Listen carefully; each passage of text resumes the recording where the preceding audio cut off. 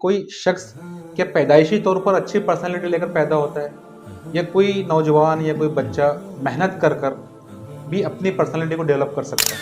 सबसे ज़्यादा असरअंदाज होते हैं वालिदैन। इनका तस्वुर पर्सनैलिटी का क्या है और इस्लाम क्या तस्वुर देता है? क्या इसमें कोई फ़र्क है? उन्होंने मखलूक को क्रिएशन को क्रिएटर से आज़ाद किया। आप तख्लीक का इर्तिक़ा करना चाहते हैं खालिक की मर्ज़ी और इल्म के बगैर, तो ये तो नामुमकिन है। उन्होंने अपनी पर्सनैलिटी को तो डेवलप कर लिया, लेकिन एज ए कैरेक्टर जो अखलाकी खूबियाँ उनके अंदर होना चाहिए, तो खूबियाँ उनके अंदर मौजूद नहीं है।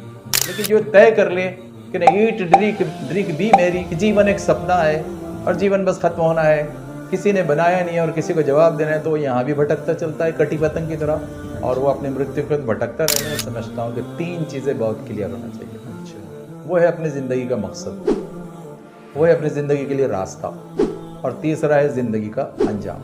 मकसद वही पूरा और सही होगा दोनों वर्ल्ड के एतबार से, ज़िंदगी और आखिरत के एतबार से, जीवन और मरणोत्तर जीवन के एतबार से, वर्ल्डली लाइफ और हेवनली लाइफ के एतबार से, जो उसकी मर्ज़ी के हिसाब से तय होगा। मैं समझता हूँ कि कोई आदमी ऐसा है जो पढ़ता है तो मुमकिन ही नहीं कि उसकी शख्सियत डेवलप ना हो। लेकिन जितना आज तक का एक्सपीरियंस है थिंकर्स का, जी, तो जो रीडिंग बुक से की जाती है उसका रेजोल्यूशन सबसे परफेक्ट होता है। हम पहले अपनी आदतों को बनाते हैं और फिर हमारी आदतें हमको बनाती है। एक अच्छी पर्सनालिटी के डेवलपमेंट में वालिदैन का क्या किरदार हो सकता है? ऐसा कभी नहीं हो सकता कि वालिदैन तो खुद पाबंदी नहीं कर रहे हैं और बच्चे से चाह रहे कि तुम ये करो और ये करो और ये करो। जी, उनको अपना आइडियल उनके सामने रखना पड़ेगा।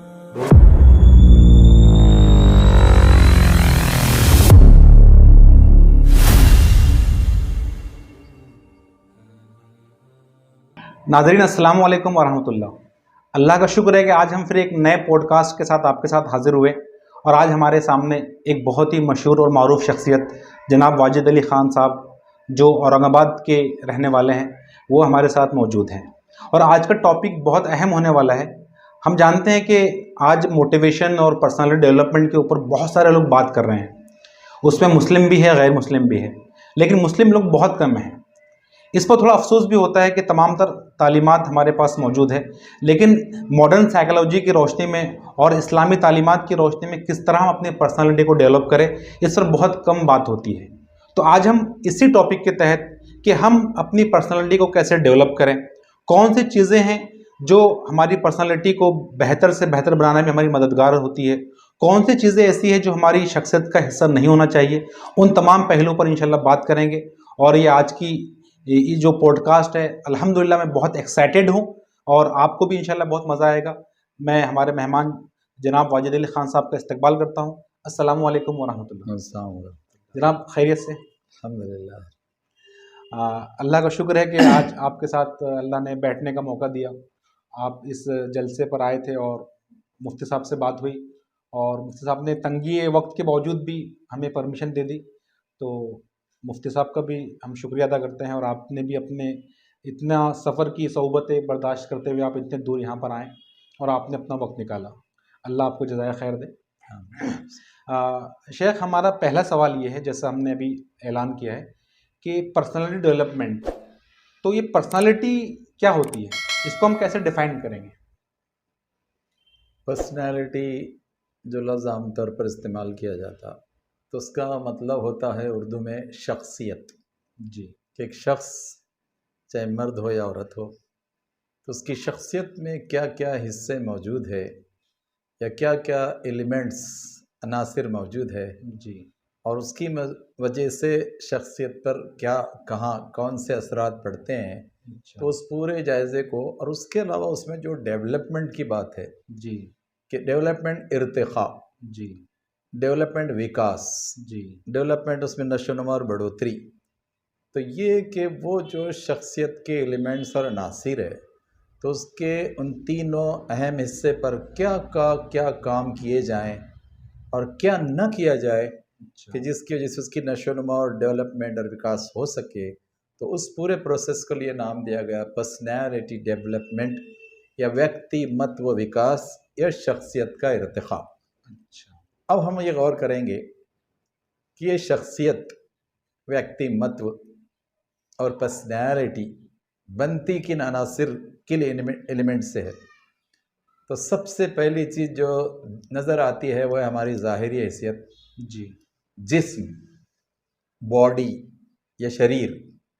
तो ये पहला हिस्सा है, पहला उनसर है, हमारी शख्सियत का एलिमेंट है कि जिसके इर्तिखा के बारे में बात होगी, ख्याल होगा।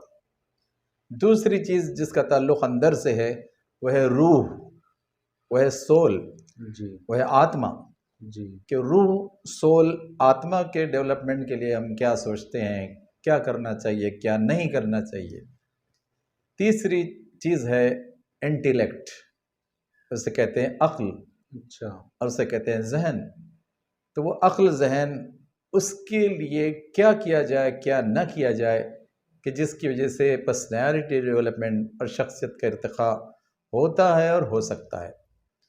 शख्सियत जो अल्लाह सुब्हानो तआला ने बनाई है इन तीनों चीज़ों से, कि जिसमें एक जिस्म है, दूसरे रूह है और तीसरे अक्ल है। अक्ल है। तो हम सब का जो खालिक है, क्रिएटर है, निर्माता है, तो उसने शख्सियत को निर्माण भी किया, तख्लीक भी दी और उसका क्रिएशन किया, और तीनों के डेवलपमेंट के लिए, इर्तिखा के लिए या विकास के लिए क्या होना चाहिए और क्या नहीं होना चाहिए, दो तरह की चीज़ें हैं।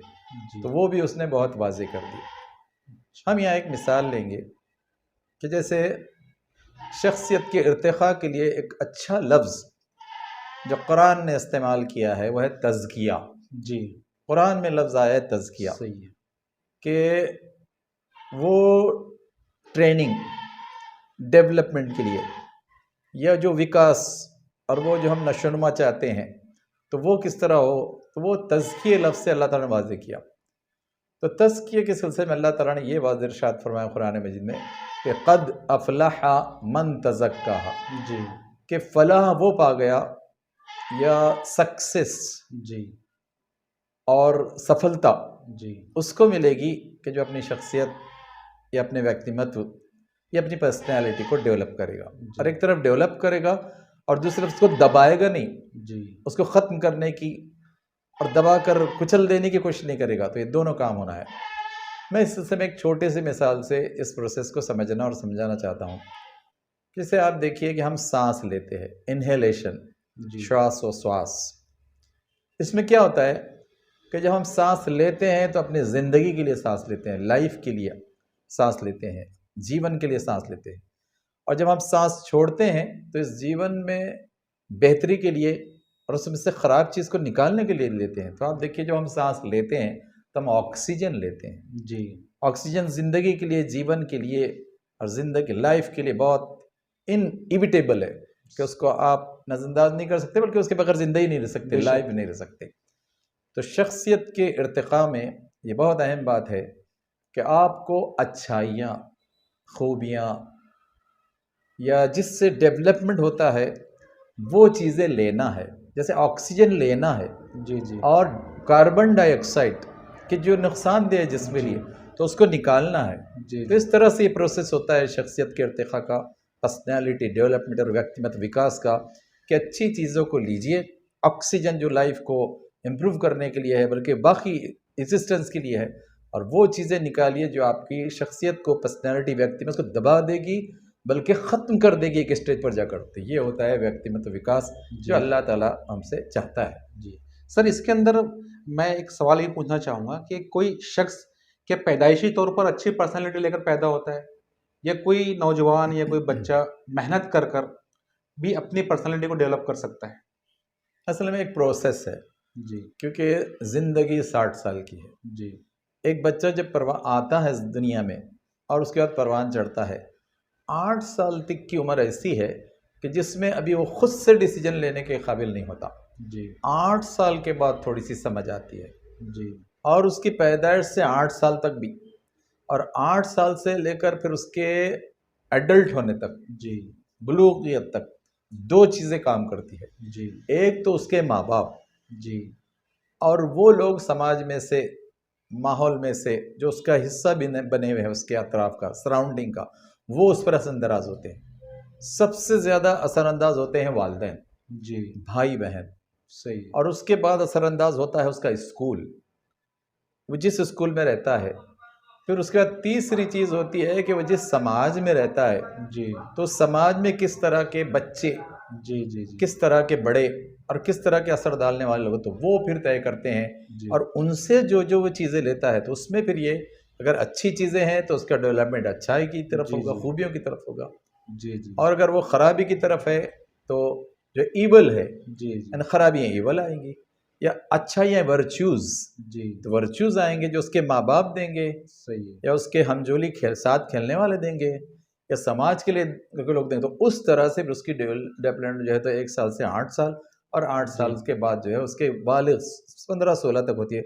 उसके बाद उसकी एक अपनी विल होती है। जी अब उसके बाद वो अपनी विल के साथ और अपनी अथॉरिटी के साथ ये तय कर सकता है या तय करता है कि हाँ अब मैंने क्या लेना है जी और किस रास्ते पर मैं चलना है। और उसके जी सामने जो वाज़ेह होगा कि डेवलपमेंट कहाँ है। जी अगर वो डेवलपमेंट चाहता है वाकई संजीदगी से तो फिर वो डेवलपमेंट की तरफ अपने आप को डालेगा। और वो सही अगर डेवलपमेंट नहीं चाहता है, सही ऐसे ही जीना चाहता है जिसको इंग्लिश में कहते हैं ईट ड्रिंक बी मेरी, खाओ पियो मौज करो, सही तो अगर उसे इतना सा मकसद बना लेता है तो फिर वो ये सही फ़र्क नहीं कर पाएगा, या अगर कर पाएगा भी फ़र्क वर्चूज़ और एविल्स का, अच्छाइयों और बुराइयों का, तब भी वो वक्त के धारे पर जी और जी समाज के धारे पर और लोगों के साथ बहता चला जाएगा। तो ये चीज़ें असरअंदाज होती है बुनियादी तौर पर मेनली। सही है सर। इसमें एक अहम सवाल मैं समझता हूँ, जो आज के हम पूरे डिस्कशन का एक अहम सवाल ये है कि आज वेस्ट एक तस्वुर देता है पर्सनालिटी का, और इसके अलावा और भी जो गैर मुस्लिम हजरात है जो पर्सनालिटी डेवलपमेंट के एक्सपर्ट्स है, मोटिवेशन की फील्ड में वो लोग काम कर रहे हैं, वो एक तस्वुर देते हैं। तो इनका तस्वुर पर्सनालिटी का क्या है और इस्लाम क्या तस्वुर देता है? क्या इसमें कोई फ़र्क है? बहुत बुनियादी फ़र्क है। अच्छा। देखिए अल्लाह ताला ने दूसरी जगह जी जो पर्सनालिटी डेवलपमेंट के लिए जो उसूल दिया, क़द अफ़लाह मन ज़क्काहा जी व क़द ख़ाब मन दस्साहा, तो अल्लाह ताला ने बहुत वाज़ेह किया कि तज़किया डेवलपमेंट ट्रेनिंग के साथ और प्यूरिफिकेशन वो करेगा कि जो डेवलपमेंट की तरफ जाएगा, उसकी जो डेवलपमेंट 3 एलिमेंट में हमने रखी है जी और हम देखना चाहते हैं, और जिसके मीन्स और वेज भी हमने दिए, असबाब व वसाइल भी हमने दिए हैं। लेकिन west and western countries, western thinkers, जी यूरोपियन थिंकर्स, तो अक्सर ये हुआ, अक्सर बुनियादी तौर पर कि उन्होंने मखलूक को क्रिएशन को क्रिएटर से आज़ाद किया।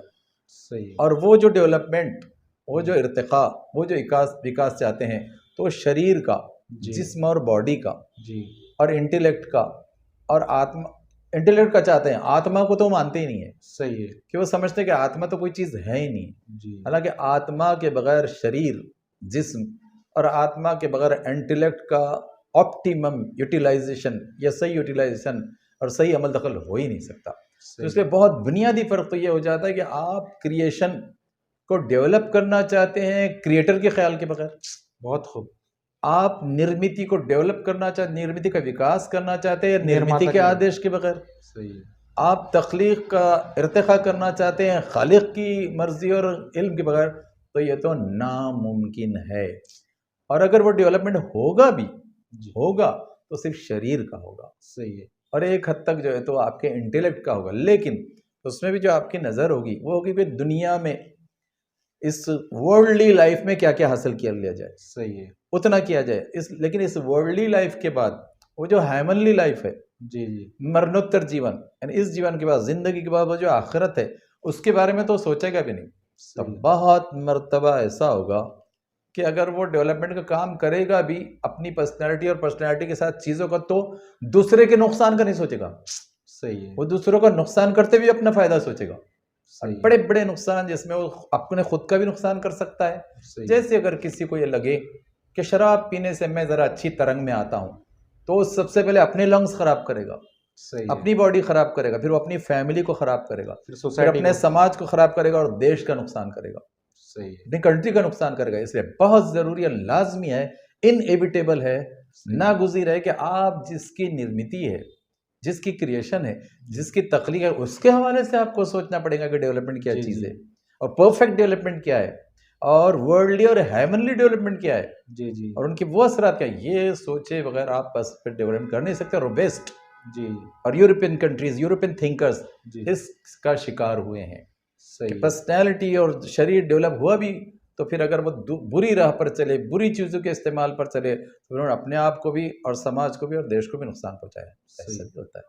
सर यही वजह कि हमने पढ़ा था कि पर्सनालिटी जो लफ्ज़ ये जो वर्ड आया है ये लैटिन ज़बान का वर्ड है और पर्सोना से ये निकला है और पर्सोना के मानी मुखौटे के होते हैं। जी यानी ये ऐसी पर्सनालिटी डेवलप करना चाहते हैं गोया कि एक शख्सियत पे एक मुखौटा लगाना चाहते हैं जी कि भी एक ख़ास औकात में उस मुखौटे को लगाया जाए और बाद में अपनी पर्सनल लाइफ में उसको उतार कर फेंक दिया जाए। जी। यही वजह है कि पर्सनालिटी पर तो बहुत बात होती है लेकिन कैरेक्टर पर बात नहीं होती। तो सर क्या पर्सनालिटी और कैरेक्टर में कुछ फ़र्क है?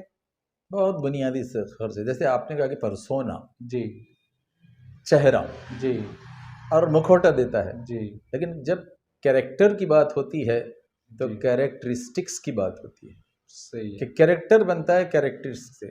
जी जी यानी वो जो खसूसियात होना चाहिए, खसूसियात एक शख्सियत में, जी जी एक पर्सनैलिटी में, एक व्यक्तिमत में, तो क्या पर्सनैलिटी में कैरेक्टरिस्टिक होना चाहिए कि जो उसका डेवलपमेंट कर सकती है, जी और क्या कैरेक्टरिस्टिक्स जो इवल टाइप की है जी वो नहीं होना चाहिए जो उसके पर्सनैलिटी को, व्यक्तिमत्व को, शख्सियत को बर्बाद कर सकती है। जी तो इसका फर्क, जी डिफरेंशिएशन जी और डिफरेंस जब तक उसके सामने नहीं होगा तो अपनी पर्सनैलिटी को वो ठीक से डेवलप जी नहीं कर सकेगा। और पर्सनैलिटी जिसने दी है, जी पर्सनैलिटी जिसने बनाई है जी जी और पर्सनैलिटी को जो ख़त्म भी करने वाला है, तो उसी ने तो ये बताया है ना कि तुम्हारी पर्सनैलिटी डेवलप किस तरह से होगी सही और किन चीज़ों से डेवलप होगी। डेवलप करना है तुमने, जी किस फील्ड में डेवलप करना है और किस किस के लिए डेवलप करना है, और कौन सी चीज़ें उस पर्सनैलिटी के लिए हैमर है, हार्म करने वाली है, नुकसान पहुंचाने वाली है। जी तो उससे बचना होगा, तब जाकर सही और कंप्लीट जी और होल सम पर्सनैलिटी डेवलपमेंट ये व्यक्ति में तो विकास हो सकता है, उससे बगैर वो हो नहीं सकेगा। जी सर यही वजह है कि हम ये सोचते हैं कि भाई आज एक डेवलप्ड जो पर्सनालिटी है मुख्तलिफ फील्ड में काम कर रही है, काफ़ी तरक्की उन्होंने कर ली है, लेकिन उनके पास कैरेक्टर नहीं है। यही वजह है कि वो खुद अपने ख़ानदान के लिए नुकसानदा है, सोसाइटी का वो नुकसान करते हैं, वो करप्शन करते हैं, वो लोगों के साथ धोखा करते हैं।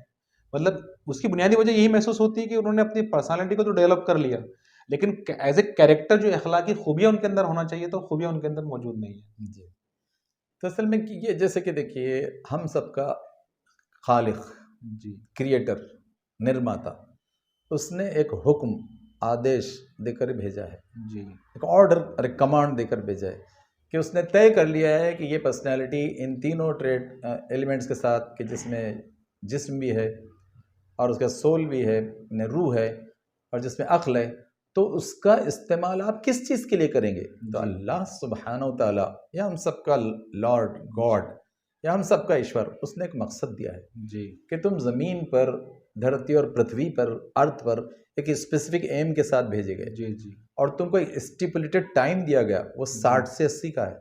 जी, अगर तुम 60 के ऊपर चले भी जाओ थोड़ा सा बॉडी को मेंटेन करके, तभी बहुत ज़्यादा फ्रूटफुल ना अपने लिए ना लोगों के लिए रह सकोगे। जी, और वो मकसद हम सब के निर्माता अल्लाह ईश्वर गॉड ने दिया कि देख, मैं तुम सबकी परीक्षा ले रहा हूँ, सही, ज़मीन में तुम सबका एग्जामिनेशन, परीक्षा और इम्तिहान हो रहा है, जी, और मैंने जो चीज़ें दी है कि ये सच्चाई की राह, ट्रुथ, वे ऑफ ट्रुथ, और मैंने दूसरा रास्ता जो तुम्हारे सामने रखा है, वे ऑफ इवल्स, जी, तो way of virtues, way of evils, तो उसमें से तुमको चुनना है, इख्तियार चुनने का है, और 60 और 80 का है सिर्फ। जी, तो जिसमें चुन लेता है कि मुझे वर्चूज की तरफ जाना है, वर्चूज तरफ जा सकता है, और उसने इवल्स को रोकना है।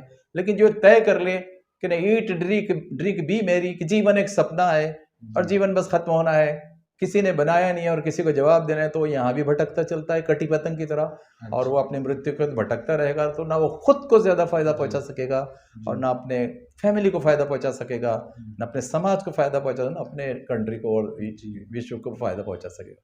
तो ये है सच्चाई। सर आपने बहुत ही अहम बातें की है पर्सनालिटी में, बुनियादी जो बातें हैं। मैं अगला सवाल, हमारे जो व्यूवर्स है वो अक्सर नौजवान हैं, स्टूडेंट्स हैं, तो मेरा ये सवाल है सर कि बुनियादी कौन सी ऐसी चीज़ें होना चाहिए एक अच्छी पर्सनालिटी के अंदर, क्या खुसूसियात उसके अंदर होना चाहिए, स्पेशली स्टूडेंट्स के लिए या नौजवानों के लिए? अगर हम यूथ, स्टूडेंट्स, नौजवान, जी, इनको अगर इनको कंसंट्रेट करें और इनके बारे में बात करें, तो आप देखिए उनके पास, मैं समझता हूँ कि 3 चीज़ें बहुत क्लियर होना चाहिए। अच्छा, वो है अपनी ज़िंदगी का मकसद। वो है अपनी ज़िंदगी के लिए रास्ता, और तीसरा है ज़िंदगी का अंजाम, जी जिसे मैं कहता हूँ एम वे एंड। सही एम वे एंड, मकसद, रास्ता, अंजाम, सही उद्देश्य, मार्ग, अंत। ये बहुत क्लियर होना चाहिए। जिसके पास ये क्लियर होता है कि जिसने बनाया उसने एक मकसद दिया, एक ऑब्जेक्टिव और उद्देश्य दिया है कि मेरी जीवन की परीक्षा हो रही है, जीवन में मेरी परीक्षा हो रही है, तो मेरे शरीर को, मेरी आत्मा को और मेरी बुद्धि को कहाँ इस्तेमाल होना चाहिए, किस किस के फ़ायदे के लिए इस्तेमाल होना चाहिए, तो वो सही तरह से अपनी ज़िंदगी गुजार सकता है। और नौजवानों को ये तय करना पड़ता है जब वो एडल्ट होते हैं 15-16, जी फिर उसके बाद जो उनके अधिकार बढ़ते हैं 18 के बाद से, तब तो उनके लिए बहुत ज़रूरी है कि वो तय कर ले कि what should be aim and objective of my life.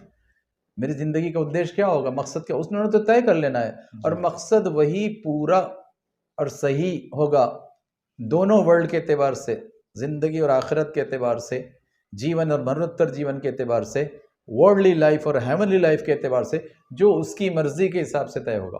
सही कि जो मर्जी उसने दी और जो गाइडेंस उसने दिया है, उसने बुक्स उतारे हैं। जी कुरान मजीद आखिरी किताब है, जी होली बुक कुरान। इससे पहले भी किताबें आई लेकिन लोगों ने बिगाड़ दी। जी तो कुरान ने जो एम ऑफ लाइफ दिया है, और फिर कुरान मजीद तो गाइडेंस है, वर्ड्स का, जी प्रिंसिपल्स है, थेरी है, जी लेकिन उस थेरी का जो प्रैक्टिकल है वो पूरी यूनिवर्स के आखिरी नबी मोहम्मद मुस्तफ़ा सल्लल्लाहु अलैहि वसल्लम है, मानवता के अंतिम प्रेषित जी और last prophet of the world. जी तो मोहम्मद मुस्तफ़ा सल्लल्लाहु अलैहि वसल्लम उस कुरान का प्रैक्टिकल है। जी यानी वो जो थेरी आई है 114 चैप्टर्स में, जी 6236 वर्सेस में और 78,000 वर्ड्स में, जी तो उसको अमलन और प्रैक्टिकली 23 साल में रहमत आलमीन मोहम्मद मुस्तफ़ा सल्लल्लाहु अलैहि वसल्लम तंतो तंत एज इट इज, जी जैसा वो होना चाहिए प्रिंसिपल, उसको आपने पूरा करके दिखाया। जी तो जो भी युद्ध ये तय करेगा कि वो परफेक्ट थेरी जी जो हमारे क्रिएटर ने दी है, वो परफेक्ट प्रैक्टिकल जो मोहम्मद मुस्तफ़ा अगर वो इख्तियार करता है, तो तब वो परफेक्टनेस की तरफ बढ़ेगा, अच्छा तब वो अपने आप के लिए फ़ायदामंद होगा, अपने फैमिली के लिए फ़ायदामंद होगा, जी जी अपने समाज के लिए फ़ायदामंद होगा और अपने देश और विश्व के लिए फ़ायदामंद जी। होगा। तो ये तीनों बहुत अहम चीज़ें। अच्छा, फिर इससे क्या होता है कि उसके सामने बहुत क्लियर होता है कि एम भी है, वे भी है, मार्ग भी बहुत क्लियर है जी। कि सच्चाई का, अच्छाई का, लोगों की भलाई का, हक जी। का, ट्रुथ का, उस मार्ग पर चलने, झूठ का, एविल का, जी जी लोगों को नुकसान पहुंचाने का या अपने फायदे के लिए, ये सब उसके नज़दीक नहीं होगा। तो उसकी पर्सनैलिटी को भी बहुत फायदा होगा, उसके घर वालों को, समाज को, विश्व को। और तीसरी चीज़ वो जो अंत है, एंड जी। ऑफ लाइफ, जी मौत, जिंदगी का अंजाम, जी जीवन का अंत। तो उसको पहुंचते पहुंचते वो बहुत क्लियर रहेगा कि हाँ, मैंने अपनी ज़िंदगी, मैंने अपने टैलेंट्स, जी। कैरेक्टरिस्टिक्स उसको सही डेवलप किया और उस रास्ते में चला जाओ के लिए वो थेरी उतरी उसकी तरफ से जी और वो प्रैक्टिकल उतरा, मैंने उसको अच्छे से इम्प्लीमेंट किया, करने की कोशिश की, तब वो अपने एंड अंजाम की तरफ बहुत सुकून से, सेटिस्फैक्ट्री और बहुत ही सम्मान के साथ, बहुत ही इत्मीनान के साथ वो जा सकता है। तो ये है वो तीन चीज़ें, एम वे एंड। जी जी सर, इसमें आमतौर पर आपने जो बातें अभी बहुत ही कीमती बातें की है और बहुत ही बुनियादी बातें हैं, लेकिन आज ये है कि पर्सनालिटी डेवलपमेंट पर जब भी बात होती है तो उसमें ये आता है कि गोल्स हो, प्लानिंग हो, कॉन्फिडेंस हो, स्ट्रेस मैनेजमेंट हो, कम्युनिकेशन हो। तो आपने जो बातें अभी कही है और ये जो बातें मैं कह रहा हूँ, इसको हम कैसे रिलेट करेंगे? बहुत सही बात है। देखिए, जब आपका एम क्लियर है जी और उस निर्माता के हवाले से है जो उसने निर्मित को दिया है, जी तो आप क्या करेंगे कि जो आपकी अलग अलग टैलेंट्स है, जी स्किल्स, जी तो आप उसको वर्च्यू के लिए डेवलप करेंगे ना, सही इविल के लिए डेवलप नहीं करेंगे ना। तो जो स्किल्स है, जो आपको आर्ट है, या जो भी चीज़ें सीखना है हुनर वगैरह के एतबार से, तो आप उसको अच्छाई के लिए सीखेंगे ना। तो आप अच्छाई के लिए सीखेंगे तो आपकी बॉडी पर भी उसका अच्छा असर पड़ेगा, आपकी पर्सनैलिटी, पूरे पर्सनैलिटी पर अच्छा असर पड़ेगा, फिर आपके घर पर, समाज पर, देश और विश्व पर भी उसका अच्छा असर पड़ेगा। तो जी। ये ऐसे उसको रेट का। फिर हम जो भी नॉलेज लेंगे, नॉलेज, जी तो हम जो भी नॉलेज लेंगे जिस भी फैकल्टी का, जी जिस भी शास्त्र का, जी लॉजी का, तो हम उसमें भी ये देखेंगे कि ये जो तीनों चीज़ें कि एम वे एंड, जी कि हमारा उद्देश्य क्या है, मार्ग क्या है, अंत क्या है।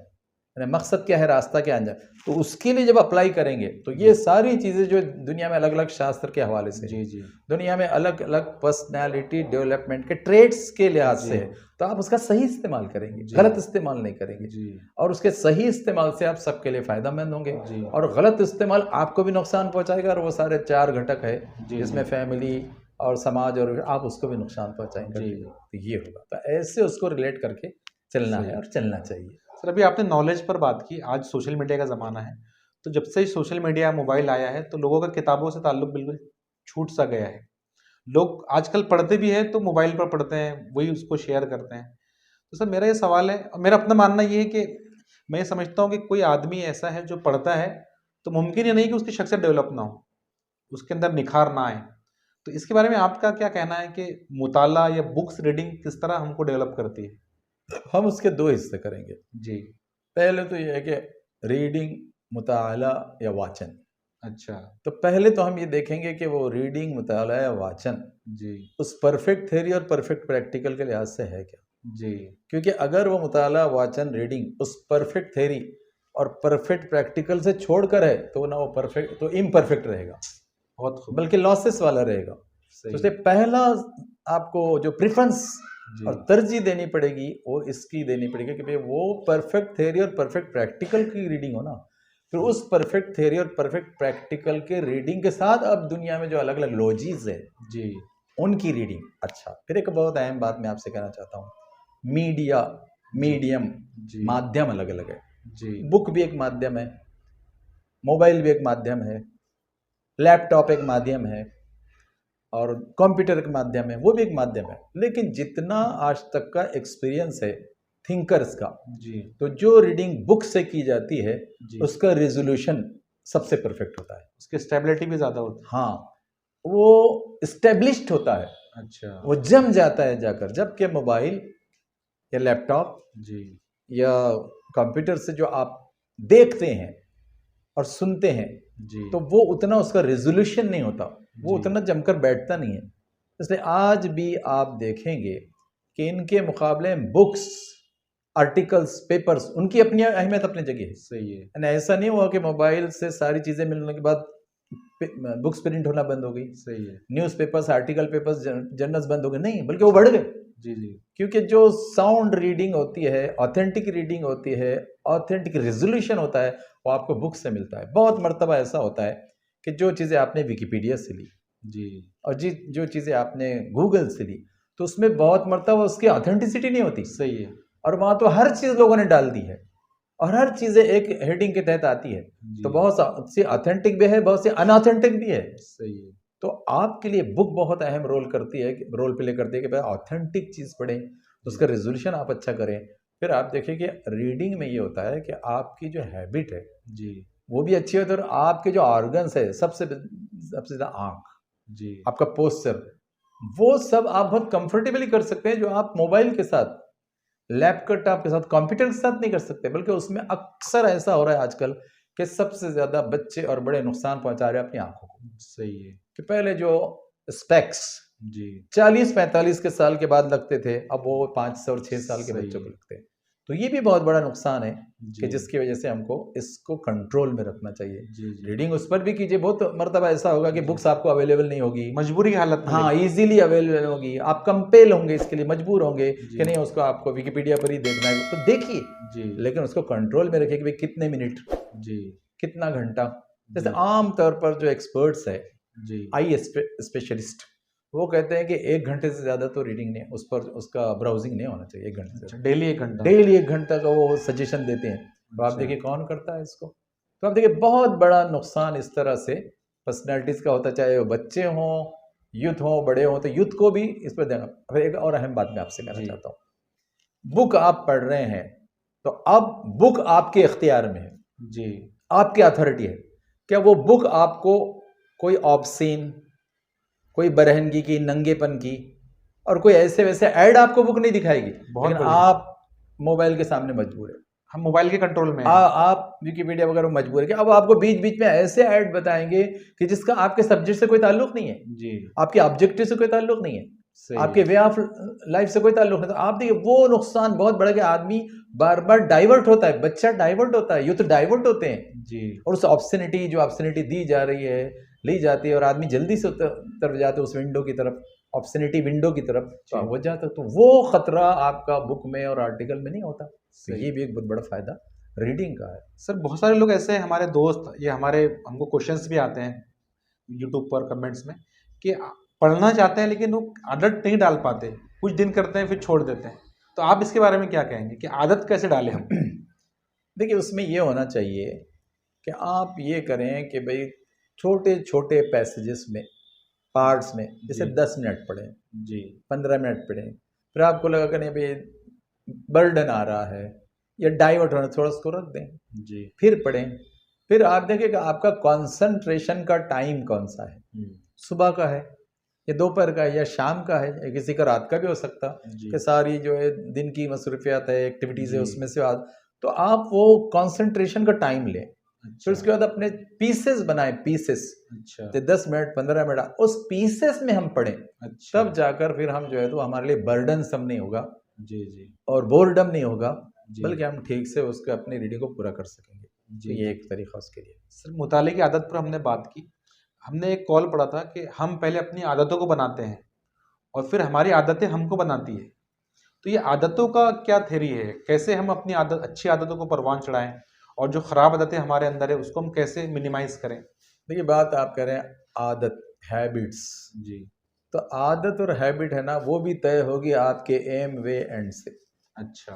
कि भाई कौन सी आदतें होनी चाहिए, कौन जी। सी आदतें नहीं होना चाहिए, जी कौन सी आदतें ये वर्चूज वाली आदतें जी आपने इख्तियार करना है, सवई आपने इख्तियार करना चाहिए।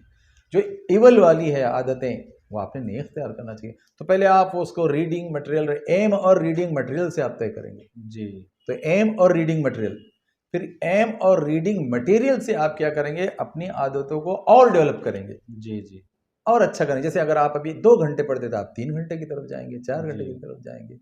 आप अपनी बॉडी को और अच्छा बनाने जाएंगे, आप अपनी आंखों के नुकसान को और बचाने जाएंगे जी और अपनी पर्सनैलिटी डेवलपमेंट में अपने शरीर और बॉडी से मुताल्लिक डेवलपमेंट की भी जो चीज़ें हैं, आप उसमें क्या क्या बेहतरी ला सकते हैं वो पढ़ेंगे, वो पार्ट भी आप पढ़ेंगे, चाहे वो बॉडी से रिलेटेड हो या सोल से रिलेटेड हो या फिर इंटेलेक्ट से रिलेटेड हो।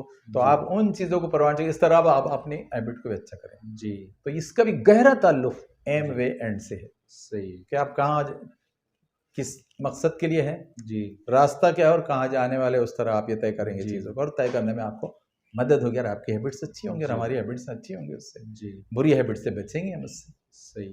सर आपका अक्सर खिताबात हमने सुने हैं जिस पे आप नौजवानों को खुसूसन आप खिताब करते हैं, तो उसमें आज नौजवानों के लिए एक बड़ा चैलेंज वल्गैरिटी हो गया, बेहयाई, और मोबाइल पर हम लोगों ने अभी बात की है।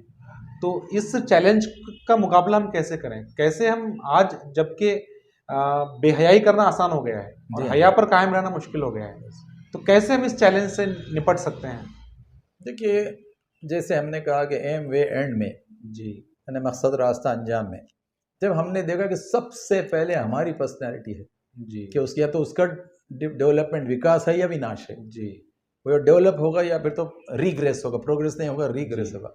तो हमने ये संजीदगी से सोचना है कि हम अगर किसी बुरी चीज़ की, बुरी आदत की, इवल वे की तरफ जा रहे हैं, हम नुकसान किसका कर रहे हैं? जी हम नुकसान अपने आप का कर रहे हैं। और सही। जब आप बच्चा, नौजवान, यूथ अपने आप का नुकसान करेगा, युवक, तो फिर वो क्या बनना चाहता दुनिया में, क्या जी। करेगा और क्या योगदान देगा, क्या देगा वो, कंट्रीब्यूट क्या करेगा? तो आप देखिए उसको सबसे पहले संजीदगी से सोचना पड़ता है कि मैं मेरे लिए कर रहा हूँ, किसी और के लिए नहीं। मैं जी। अपने माँ बाप के लिए नहीं कर रहा हूँ टॉप प्रायोरिटी पर, जी। मैं समाज के लिए नहीं कर रहा हूँ टॉप प्रायोरिटी पर, मैं सबसे बड़े टॉप प्रायोरिटी तो अपने आप के लिए कर रहा हूँ।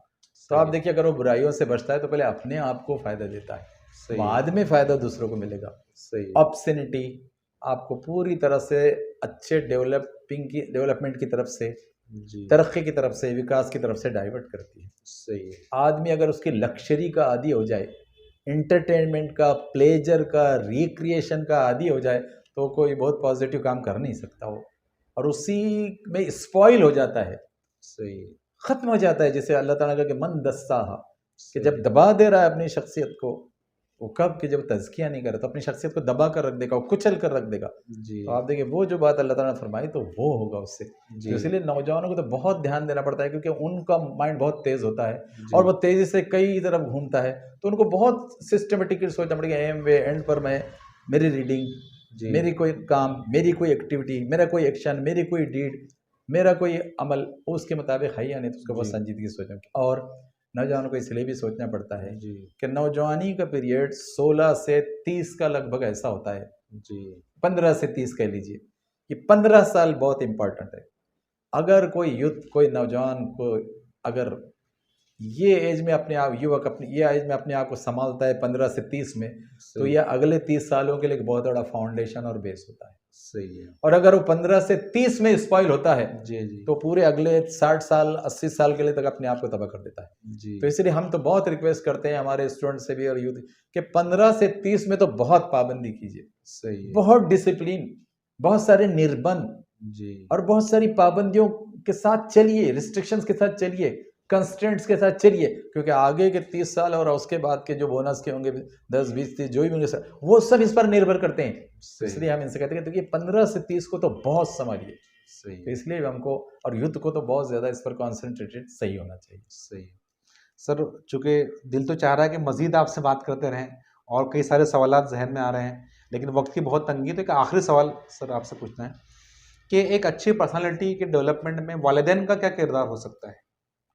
देखिए डिपेंड करता है, जैसे मैंने कहा कि पैदाइश से पहले और पैदाइश से लेकर 8 साल और आगे के 16 साल जब तक वालिदैन का रोल बहुत ज़्यादा अहम है। क्यों? जी इसलिए कि बच्चा उन्हीं के साथ रहता है ज़्यादा, सही उसका ज़्यादा टाइम अपने वालिदैन के।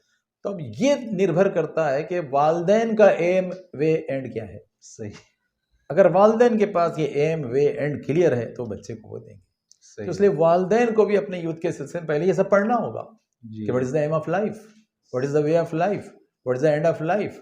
सही ज़िंदगी का मकसद क्या है, रास्ता क्या है, अंजाम क्या है, उनको पढ़ना पड़ेगा उस परफेक्ट थ्योरी कुरान से, जी उस परफेक्ट प्रैक्टिकल मोहम्मद मुस्तफ़ा सल्लल्लाहु अलैहि वसल्लम से, और फिर वो उनको देना पड़ेगा और फिर उनको भी पाबंदी करना पड़ेगा। सही ऐसा कभी नहीं हो सकता कि वालिदैन तो खुद पाबंदी नहीं कर रहे हैं और बच्चे से चाह रहे हैं कि तुम ये करो और ये करो और ये करो। जी उनको अपना आइडियल उनके सामने रखना पड़ेगा, रोल मॉडल और अगर आइडियल ना भी तो मॉडल रखना पड़ेगा, रोल मॉडल। आइडियल तो खैर बहुत ऊंची चीज़ है, सही है लेकिन मॉडल तो रखना पड़ेगा कि देखो बेटे हम भी ऐसा कर रहे हैं, जी हमने भी ऐसा किया, हम सही। इसलिए ये इसकी भलाइयाँ देख रहे हैं, हम ये नुकसान से बचे हैं और हमारे डेवलपमेंट हुआ है, हमारे प्रोग्रेस हुआ है, हम इस रिग्रेस से बचे हैं, तो उनको ये दिखाना पड़ेगा। तो वालिदैन का रोल इसमें बहुत अहम है कि वो क्या देते हैं। जी तो ये काम करेगा पेरेंट्स का। और नाजरीन, बातें जो हो रही है आपको भी बहुत अच्छा लग रहा होगा, लेकिन असल में हमारी मजबूरी है कि सर का एक अहम जगह खिताब आम अभी होने जा रहा है और काफ़ी तंगी वक्त के साथ हम सर के साथ यहाँ पर हाजिर हुए थे। तो इंशाल्लाह हम कोशिश करेंगे कि आइंदा अलग अलग मौज़ूआत पर और स्पेसिफ़िक मौज़ूआत पर सर से हम आगे इंशाल्लाह बात करते रहें। तो उम्मीद करता हूँ कि आपको ये पसंद आया होगा। मैं सर का भी शुक्रिया अदा करता हूँ और आपका भी शुक्रिया अदा करता हूँ कि आपने इस पूरे पॉडकास्ट को गौर से सुना। अगर आपको कुछ क्वेरी है तो आप कमेंट करके बता सकते हैं। जज़ाकल्लाह, शुक्रिया।